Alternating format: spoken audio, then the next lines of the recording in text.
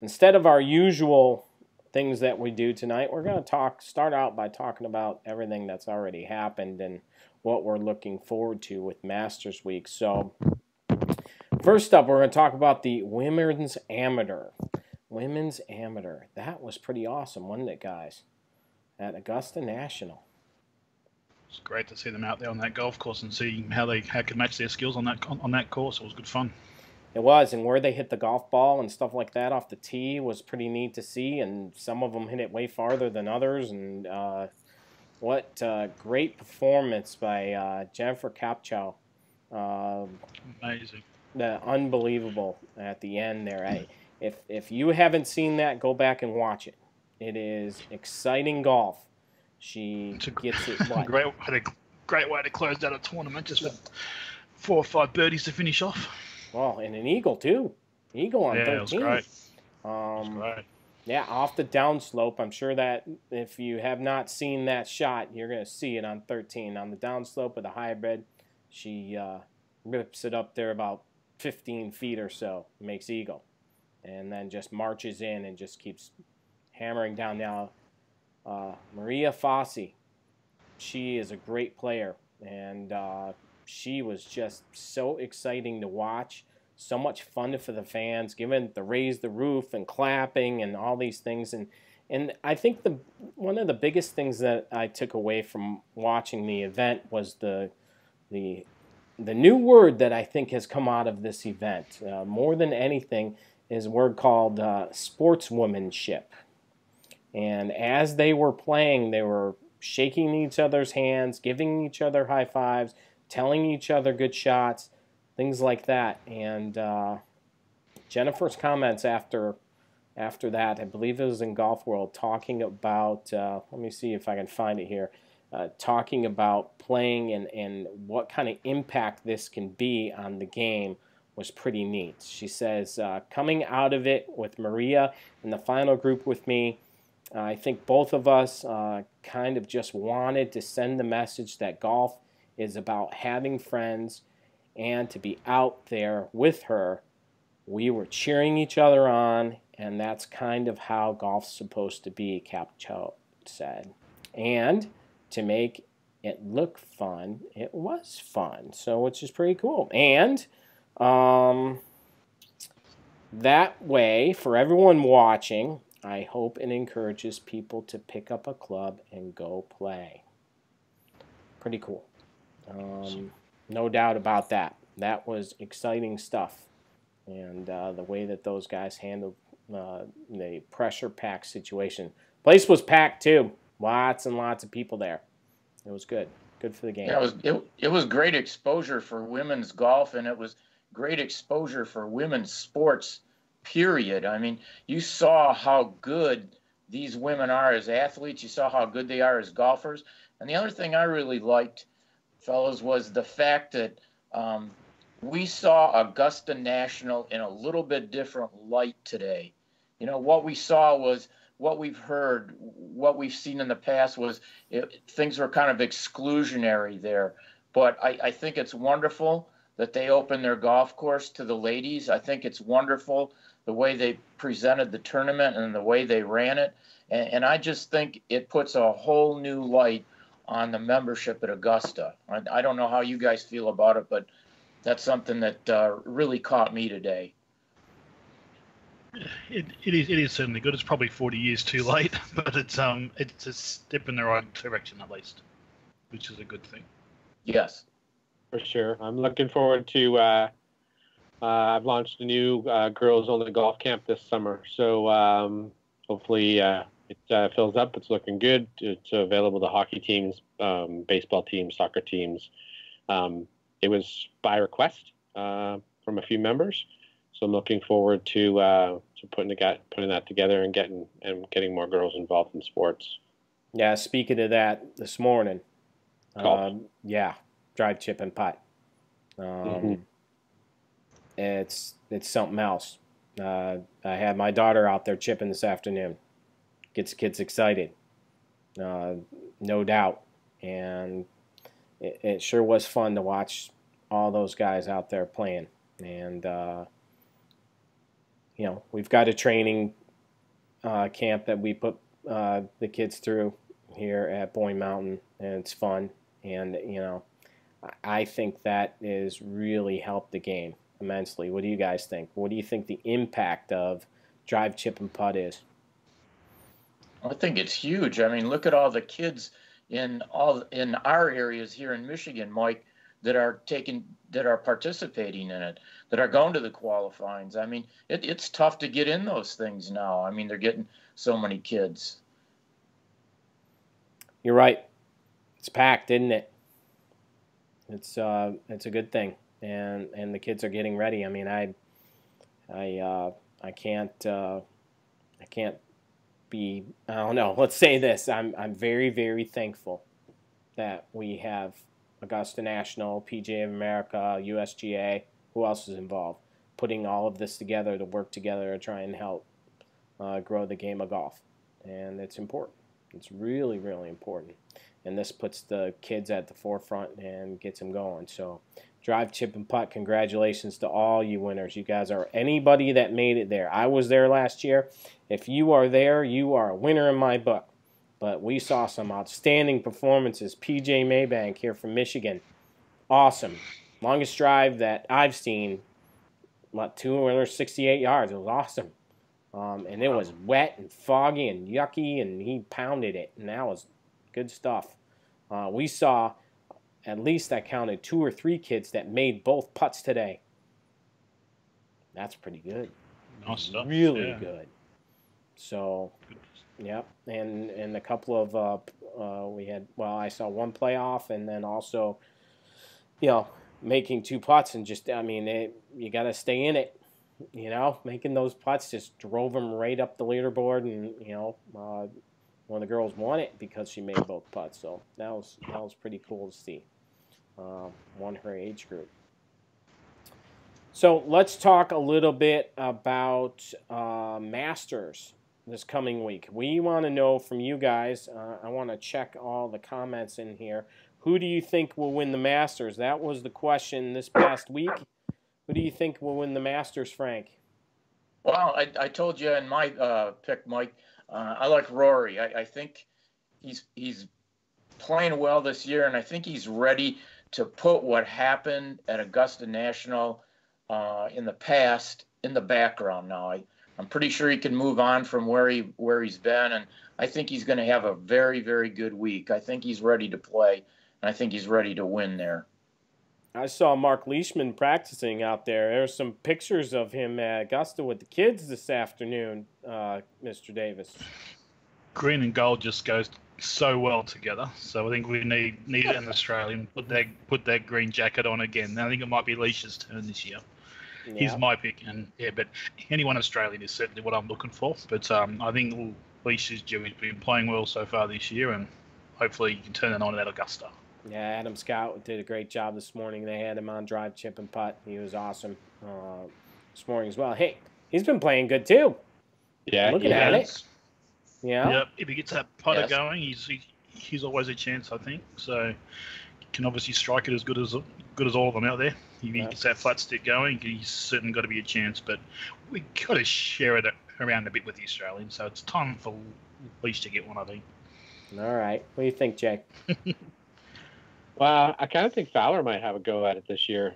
Playing well, too. So Fowler, maybe even Jason Day, another Australian. I'd like to see one of those 2 guys win. They've had a couple of good close runs at it. So we'll see what happens this week. Also, Lorberti told me that Tiger Woods made an appearance this afternoon just at the end of drive, chip, and putt going out there.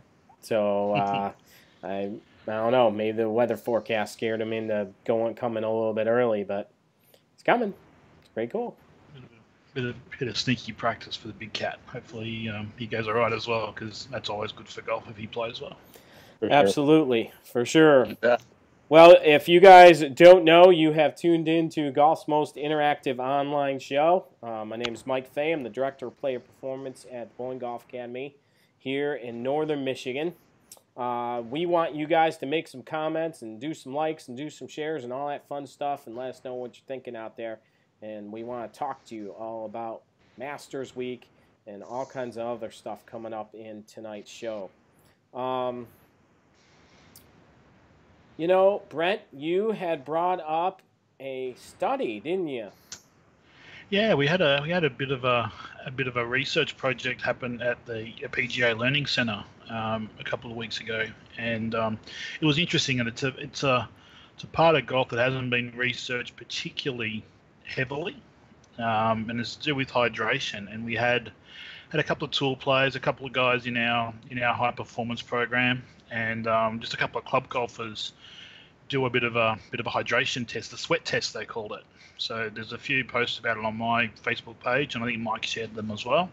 But basically what they did is they got these golfers and they got them into the learning center, and they had to give a urine sample, and then they stripped them off and weighed them, and then they stuck patches all over their foreheads and their arms, and then sent them out to play golf.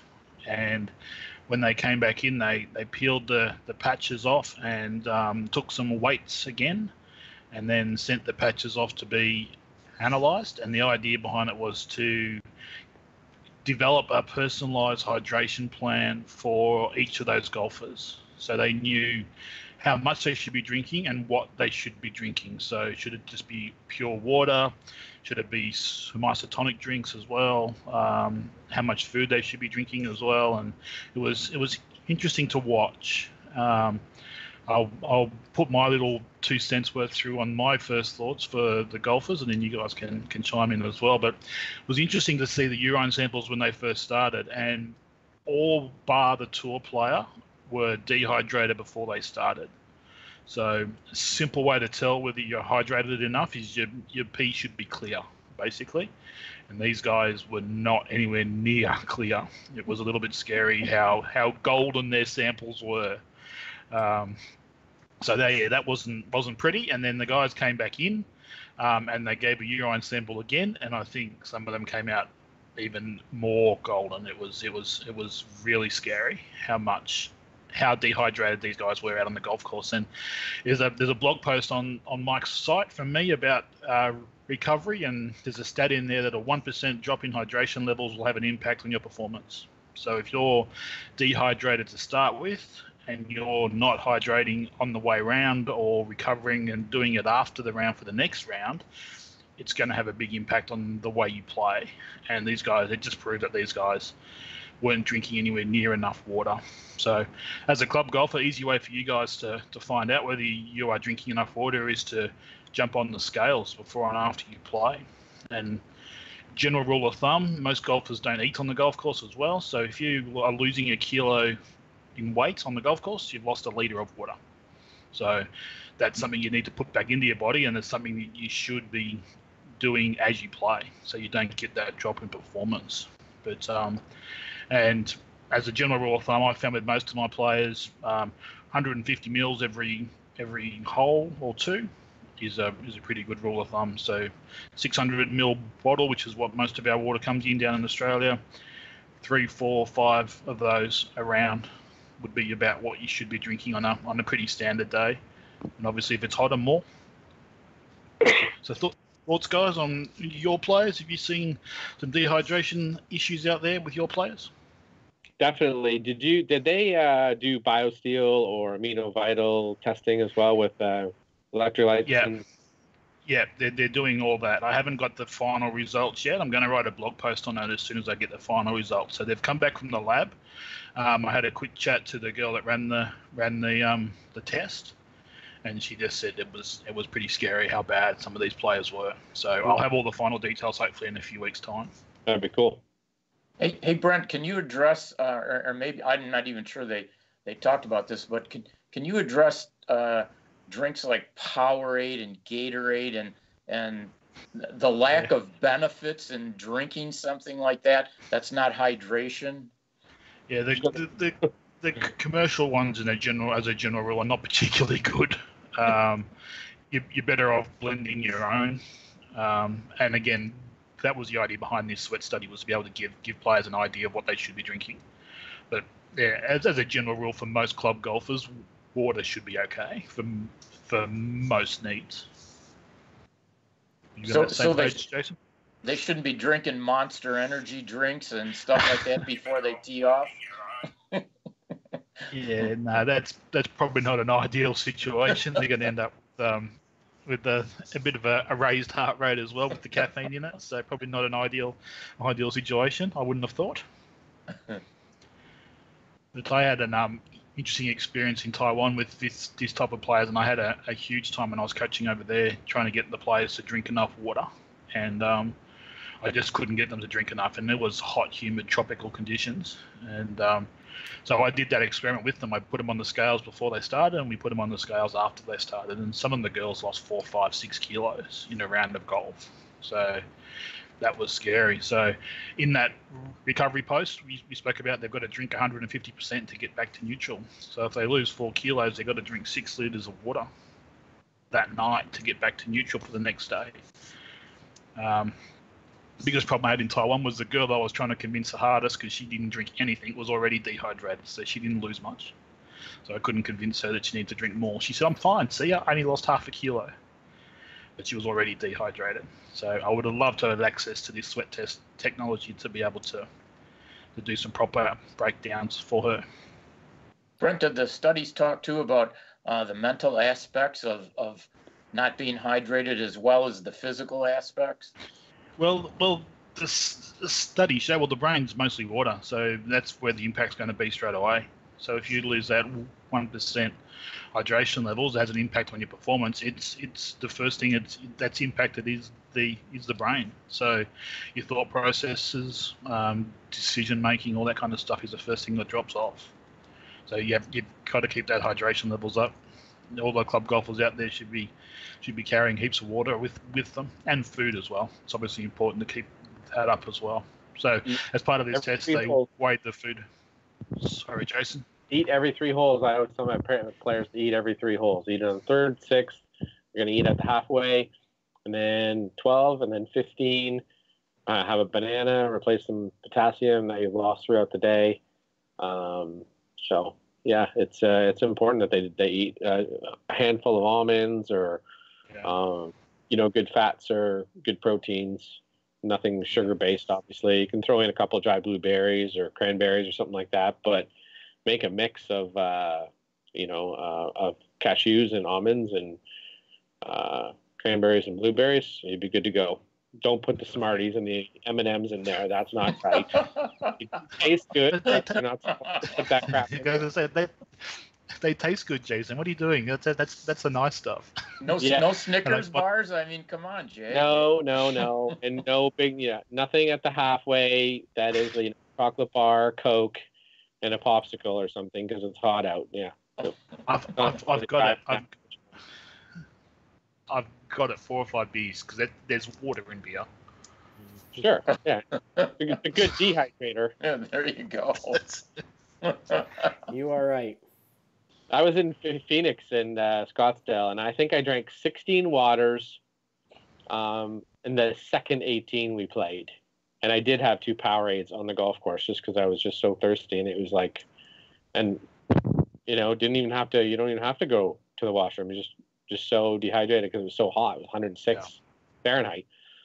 And we played 18 or 36 holes that day. It was crazy. So, but it was good fun. That was Weekapa, I think we played that day.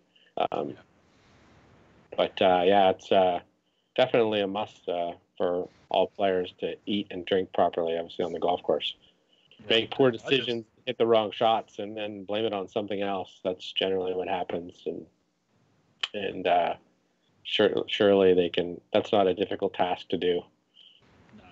It's just about being about planning ahead and being organised as a club golfer. And I think as a generalisation, if the average player doubled what they drank on the golf course as a starting point, they'd probably be a lot closer to where they should be than where they are now. So, But yeah, definitely do that.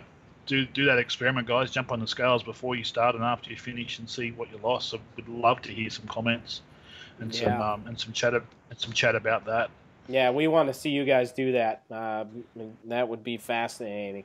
So we're gonna put some notes in the post here, also about that. And there's no doubt being dehydrated is not very good. It's not good not just with your brain, but I'm sure everywhere else too. So Sure. Yeah. PB&J, one of the ladies, LPGA girls I work with, she had 4 sandwiches in the golf bag. So 2 in the front, 2 in the back, PB&J. Can't go wrong.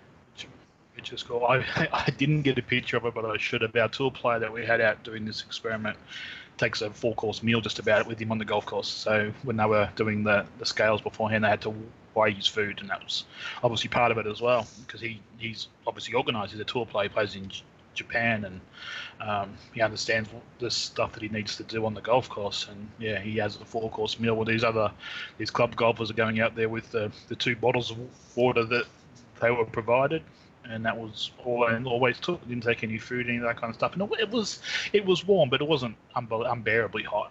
But I think in one of those videos on my Facebook page, you can see them take the sensor, the patch off one of the guy's foreheads, and a whole cascade of water runs down the guy's face. So there's certainly a fair amount of sweat coming off that body out on the golf course. Wow. That's amazing stuff. Well, that's pretty cool that you got to participate in that, Brent, and we look forward to seeing more of the results from it. And I think it's going to help everyone play better, no doubt. It will. I'll come out with a blog post once I get some more data. Yeah, that would be really, really cool. All right, next up we're going to talk to Frank all about the rules. Frank, you went on a trip, huh, my friend? Yeah, I went to Denver, Colorado for a 4-day rules seminar and workshop, and it was intense. I really enjoyed it. You spend the first 3 days in a classroom setting for probably 8 to 9 hours per day. You go over rule by rule by rule. You go through all the definitions. You learn how to use a rule book, and it's something that I would recommend that all PGA professionals go through at least once, just to get a good working idea of how to use a rule book and how you can help your players by knowing the rules of golf. The 4th day is you have an option of taking either an 80 question exam or a 100 question exam. I took the 80 question exam.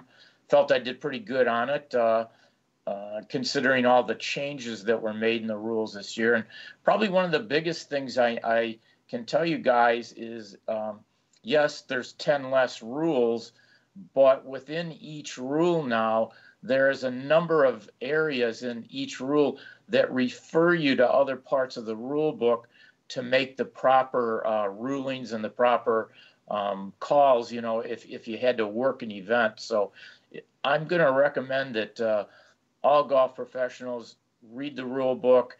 If they can, even on a local level, attend maybe a 1-day seminar where at least your presenter is going to go over the major changes. I found it very, very informative. I talked with a lot of people in the class. There was close to 100 people in our class, and I talked to quite a few of them. And yes, the USGA and the Royal and Ancient are trying to make things a little easier and better understanding, but I'm going to tell you, this first year it's going to be difficult with the interpretations. You're already seeing some things on tour, players using some of the rules that are the old rules and not readily adapting to the new rules, and not liking some of the things they see. But for the most part, what they're trying to do is just make things easier and make play a little faster. So that's one of the benefits I can tell you about the class, and having an opportunity to talk to USGA people and PGA people as well. We had a panel of 3 female instructors that were absolutely fantastic. They knew the rules forward, backwards. They were able to answer any questions. If they couldn't answer any questions, they called the golf house right away and got an explanation for us. And I would tell you, I really enjoyed my 4 days there in Denver, Colorado. It was a great 4-day workshop. But again, I'm going to recommend that, as a PGA professional, we all at least go to something on a local level so that you're knowledgeable about what's going on, because I guarantee at your clubs this year, you're going to run into some situations that you hadn't anticipated. Yeah, it's going to take a couple of years, isn't it, Frank? Yeah, it is. It really is. I mean, even your rules officials are admitting that right now. You know, it hasn't been easy. All you have to do is watch tournament golf on television, and you're seeing some of the interpretations that players don't understand, or they want more edification on. So it's going to be very important, I think. Absolutely. So what's one of the rules that you found interesting that was difficult while you're gone? One of the things, Rule 2, it's called the course. And I'm just going to kind of go over some things like they did in our class.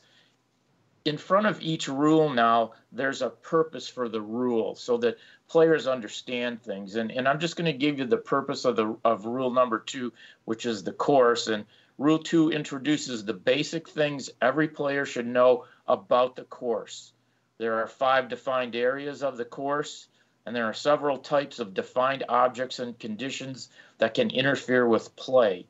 It's important to know the area of the course where the ball lies and the status of any interfering objects and conditions, because they often affect the player's options for playing the ball or taking relief.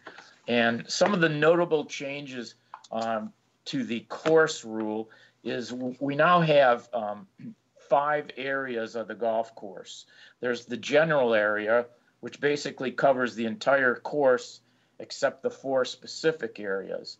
The 4 specific areas are the teeing area that the player must use in starting the play of the hole, our penalty areas, bunkers, and the putting green of the hole that the player is currently playing. You're going to see the term hazard has been eliminated now. You have a red penalty area and you have a yellow penalty area. Through the green is a word you are no longer going to see in a rule book. That is now the general area. The term abnormal course conditions now includes immovable obstructions, which it didn't in the past. It used to just have it just contained like what was called a burrowing animal hole, but they don't even use the term burrowing anymore. It's just animal holes, ground under repair, temporary water. Temporary water is the new term for, standing water or water that comes up over your shoes when you're in an area. So the terminology is completely different than what it was before. And the other thing that I'm going to tell you about Rule 2 is they now have the concept of the no play zone, which replaces previously limited use of environmentally sensitive areas and ground under repair mandatory relief. So you're going to see areas on the golf course now that are red penalty areas, and courses are going to be able to do that in areas that they don't want players to really go into and play. So those are just some of the notable changes that you're going to see in Rule 2 alone. So that's kind of how detailed things get when you're in a workshop like that. Sure. No, very, very cool. If you guys have any questions for Frank, please type them in. You guys have any questions? Yes, sorry, Jason. In Australia, with the RNA, we have a rules academy on the RNA website. So I don't know whether that's in the USGA as well, but good starting point for the average club golfer is the level 1 rules course on the RNA website. It's free. You get a bit of a general outline of what the rule changes are and what the rules are, and you do a test at the end and you get a certificate, which certainly is a step in the right direction to getting your head around all those changes. But I can just imagine how intense that workshop would have been. Frank, was your head spinning when you walked out of there? Yeah, it was spinning, believe me. The other thing I can tell you too, Brent, the USGA has the same thing on their website, and they have actual videos that go through the changes. And if somebody doesn't want to read something, I mean, these videos are very, very good. And they also have these little 10-question rule quizzes that you can take just to brush up and learn a little bit more about the rules. So that's a great idea, like what you're talking about that the Royal and Ancient did, and the USGA is doing the same thing over here. Awesome. So all those club golfers out there, get out there and get on those sites and go through, educate yourself, because it'll save you shots. It isn't just about learning the new rules. It's about using them to your advantage on the golf course. Exactly. It helps to know what area of the golf course you're in when it comes time to have to make a ruling. So very, very important. It's easy for me. It's just always penalty areas. I hardly ever play golf, so yeah, you wouldn't know, Jason. No comment. Yeah, I seem to be in the no play zone all the time. I might be going to Ireland in June, actually. So. That's mean. You can't talk about that. No, that's tough. That's really tough. So I'm just trying to figure that out. It's a group of golf professionals going, so got to sort out a couple of clinics, but I should be okay. I've never been. Bucket list, so might as well do the bucket list. Well, I can actually play golf and not 100 years old and bunting it around. I'm jealous. You're awesome. Speaking of golf trips, Andrew Rice is bringing a trip down under, so that's a pretty cool trip if you happen to be in Andrew Rice's area. He's got, I think he's got half a dozen top-notch golf courses lined up, plus a trip to the Great Barrier Reef to enjoy the sunshine. So yeah, he did New Zealand. He did New Zealand last year. He has like a little sideline business going there, and he played the Hills last year, I think, and all the courses in Queenstown Country Club at this point too. So he did. So I think he's got the Lakes, New South Wales, Metropolitan, Royal Melbourne, all the courses in Tasmania, King Island, plus a trip to the Great Barrier Reef to sit up there on the beach. I got to King Island. I want to get to King Island. I didn't get on Royal again this year, or this trip over. I tried, but they're busy. So yeah, but President's Cup coming up. Yeah, that's what I wanted to play. Yeah. That's awesome. Well, thank you guys for watching tonight's show. Is that about it, guys? We got everything done for tonight? Yeah. I think we accomplished a lot. Absolutely. You guys can tune in Masters Sunday, right? That's our next show, Masters Sunday. We'll talk all about the Masters, what happened during the 4 days of awesome golf. This week is our favorite one of the year for golf, so I'm pretty excited about it. Hope you guys are too, watching the golf. That's what all the clubs do down here, Mike. They generally have a Masters breakfast. So obviously with the time difference, it's on here on a Monday morning.